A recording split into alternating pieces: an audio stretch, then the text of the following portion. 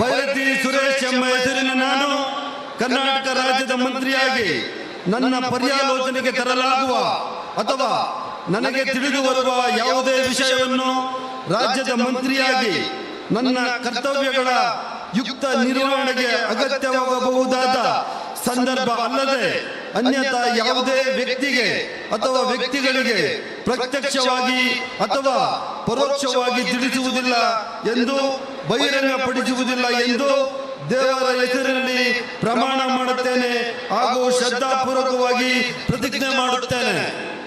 ಧನ್ಯವಾದಗಳು ಸರ್. ಮಾನ್ಯ ಸಚಿವರು ಈಗ ಪ್ರಮಾಣ ವಚನಕ್ಕೆ ಸಹಿ ಮಾಡಲಿದ್ದಾರೆ.